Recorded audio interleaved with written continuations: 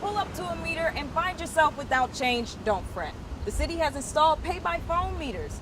Use your cell phone, give the number a call, and still make it to your destination on time. Using the goats as a landscaping tool is a win-win proposition. It's good for the environment and good for the goats. With Greek yogurt now being introduced into lunch programs, kids will have the chance to have the protein that might otherwise be lacking from their daily diets. To help cut down on traffic, Washington encourages multiple methods of transportation, including these bikes. Just pay, ride, and return.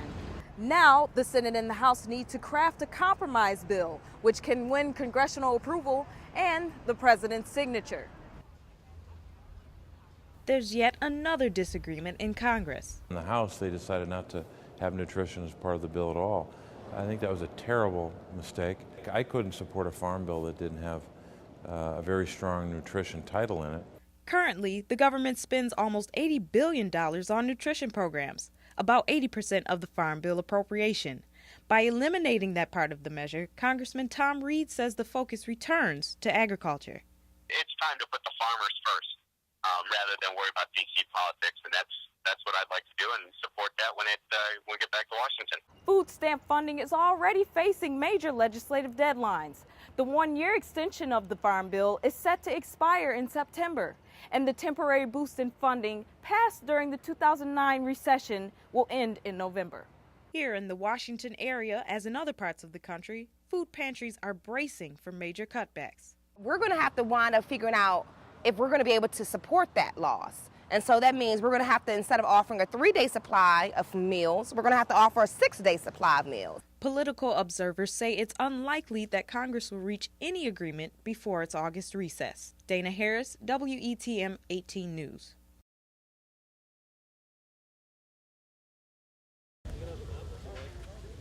The monument is cloaked in protective drapery and scaffolding as cosmetic surgery goes on underneath.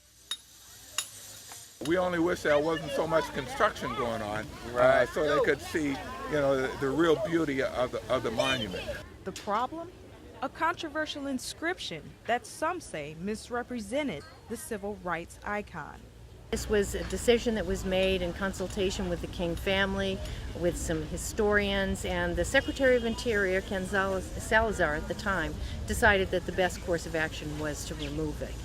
So, the original sculptor, Yi Xin Lei, has returned from China to watch over the correction. He feel that he probably will never back for this project. And this time, when he got back, he felt that the sculpture is almost perfect. After 3 weeks and $700,000, the memorial should be ready for unveiling. I love this memorial. I love the whole the symbolism of it, and out of the rock of despair came the mountain of hope. All this to be ready for the 50th anniversary of the March on Washington, August 28th. Dana Harris, WETM 18 News.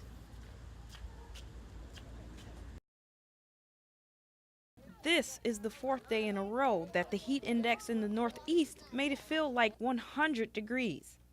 Once you have a kind of a blocking pattern over the Atlantic that prohibits storms from moving from west to east, they have no other place to go but in reverse. The abnormal weather pattern explains why the Northeast is experiencing some of the warmest temperatures in the nation. But the oppressive heat didn't stop some New York visitors from traveling into even more heat and humidity in Washington.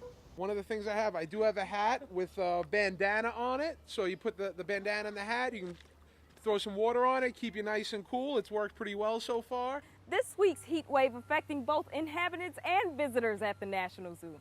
Everyone's trying to beat the heat. Those brave enough to come to the zoo may have left a little disappointed.